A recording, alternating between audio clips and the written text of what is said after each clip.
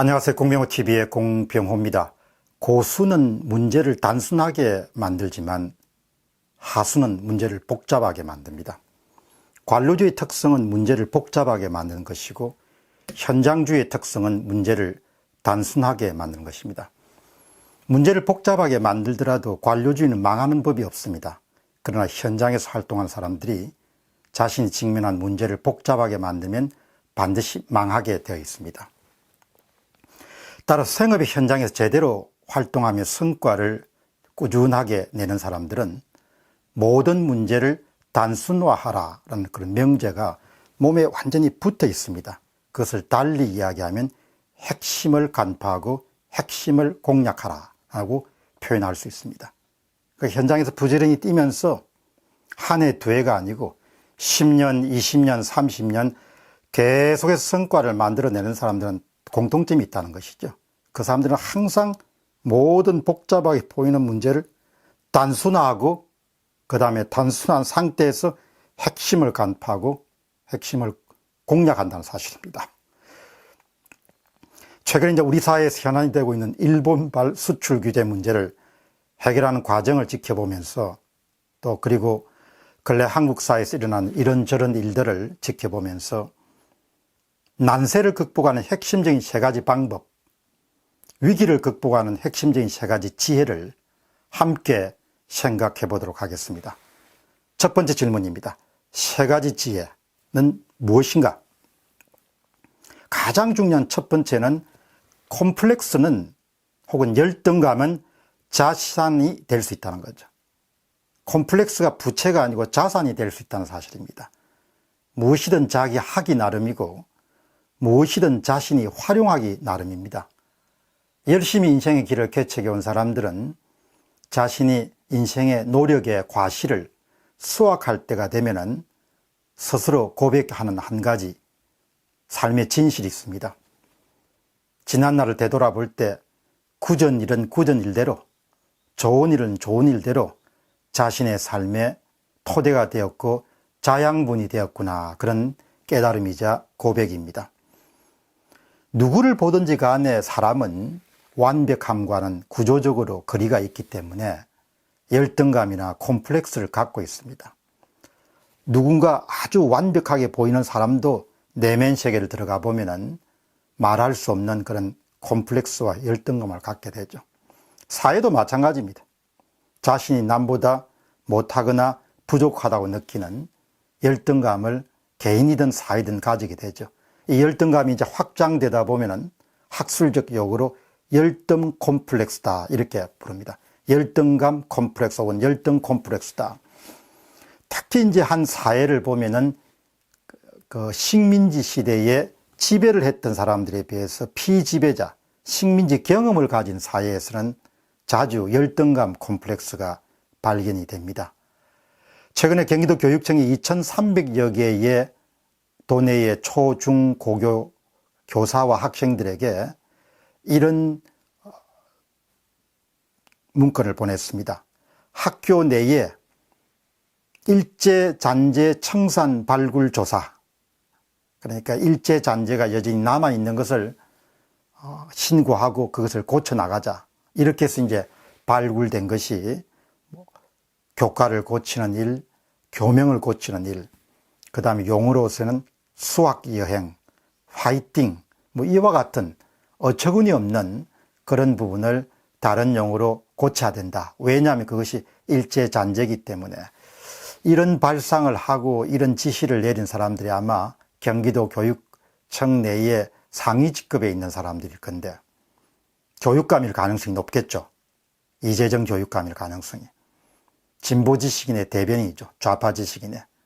그 수학여행이란 그런 용어에다가 친일이란 딱지를 붙이는 것은 정말 아무리 생각해도 이해하기가 힘들고 시대착오적이고 지나친 열등감을 지금도 갖고 있구나, 그런 생각을 하게 됩니다. 그런 이제 소식을 접하면서 왜 아직도 그 수준을 벗어나지 못하는 것일까, 그런 의구심이 들죠.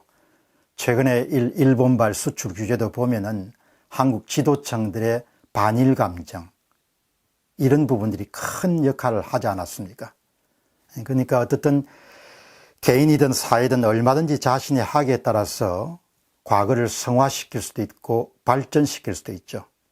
과거를 우리가 어찌해 볼 수 없지만 얼마든지 현재의 자산으로 만들 수도 있고 때로는 잘못해서 부채를 만들 수도 있는 것이죠. 지금 정도는 우리가 식민지하에서 겪었던 것이든 아니면 청소년기에 겪었던 것이든 간에 콤플렉스를 자산으로 만들 수 있는 그런 지혜로운 자가 돼야 된다는 점을 강조하고 싶습니다. 두 번째는 옳고 그름을 구분하고 옳은 일을 해야 된다. 대일관계를 보더라도 대북 정책을 보더라도 그다음에 국내에서 시행되는 각종 정책을 보더라도 항상 아쉬운 점은 무엇을 먼저 해야 하는가라는 경우를 잊어버리는 경우가 많다는 사실입니다. 어떤 정책이나 제도를 만들거나 어떤 행동을 취하기 전에 가장 먼저 자신에게 물어야 될 것은 이것이 옳은 일인가 아니면 이것이 옳지 않은 일인가, 그것을 묻고 난 다음에 그 다음에 그것을 어떻게 잘 할 것인가, 그런 방법론으로 자연스럽게 질문이 옮겨져야 되죠. 가장 잘 수행해야 될 것이 방법은 어떤 것인가, 어떻게 해야 가장 잘 수행할 수 있는가, 이런 실용적인 질문은 옳고 그름에 대한 정의에 대한 질문 그 다음에 와야 되는 거죠. 그런데 우리 사회에서 자주 옳은 것과 틀린 것은 그냥 제쳐두고 어떻게 잘할 것인가, 무엇이 효율적인가, 무엇이 효과적인가, 이런 질문부터 먼저 나오니까, 그러니까 그냥 나중에 막 낱마처럼 얽히고 어디부터 손을 대야 될지 모를 정도로 어려움이 가중이 되죠. 예를 들면 사람들은 옳은 일을 마땅히 해야 되죠. 실용성을 떠나가지고 사람이기 때문에. 두 번째는 옳은 일을 할 때 전심전력을 다해서 열심히 할 수 있죠. 사람은 옳은 일을 할 때 열심히 하게 되죠. 옳지 않은 일일 때는 양심이 있기 때문에 그걸 꺼리죠. 세 번째는 옳은 일을 할 때 주변의 동의나 도움을 받을 수가 있죠. 그러니까 예를 들면 지금 일본의 수출 규제 같은 문제도 맨 먼저 우리 자신에게 물어야 될 것은 어떻게 해결해야 될 것인가, 이게 아닙니다. 옳은 일이 무엇인가, 옳지 않은 일이 무엇인가, 그 다음에 어떻게 해결할 것인가, 이렇게 물으면은 문제를 해결하는데 훨씬 더 수월하게 해결할 수 있죠. 어떻게를 먼저 묻고 옳은 일인가 옳지 않은 일인가 그냥 제쳐버리니까 일이 꼬이게 되는 겁니다.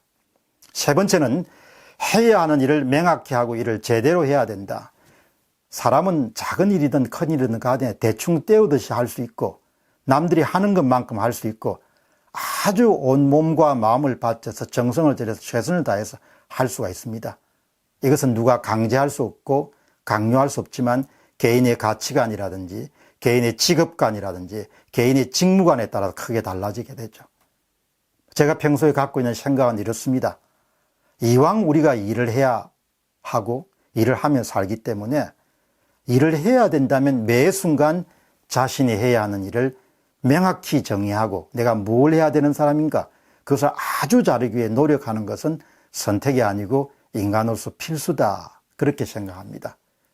다시 이야기하면 무엇을 해야 하는가, 그 다음에 그것을 아주 잘하기 위해서 어떻게 해야 되는가, 이 두 가지만 갖고 살면은 또 이 두 가지를 공유하는 시민의 비중이 다수인 사회는 어떻게 잘 안 되겠냐. 그럼 옳은 일을 선택한 다음에 옳은 일을 잘하기 위해서 노력해야 되는 것은, 그렇게 해야 첫 번째는 성과도 좋을 것이고 두 번째는 기회의 문도 열릴 것이고 세 번째는 행복감도 느낄 수 있을 것이고 네 번째는 남에게 폐를 끼치지 않을 수도 있는 것이죠. 일본의 경제 보복 전후에서 나라 일을 책임지고 있는 사람들이 우왕좌왕하는 거, 이런 걸 보면서 정말 해야 하는 일을 잘 하는 것이 우리 사회에는 꼭 한 번 더 상기되어야 될 덕목이다, 그런 생각을 하게 됩니다. 여러분, 요약하면은 이 난세를 헤쳐나가는 지혜가 돈이 필요한 것도 복잡하지도 않고 어렵지도 않고 고등수학처럼 이렇게 풀기가 힘든 그런 것도 아닙니다. 첫째는 콤플렉스를 자산으로 만들 수 있어야 되고 옳고 그름을 구분하고 옳은 일을 해야 되고 해야 하는 일을 명확히 한 다음에 이를 제대로 수행하는 것, 이 세 가지를 우리가 지키면은 개인적으로나 사회적으로 많은 힘든 일들을 느긋이 넘어설 수 있지 않겠냐, 그런 생각을 하게 됩니다. 공병호 TV의 공병호였습니다. 감사합니다.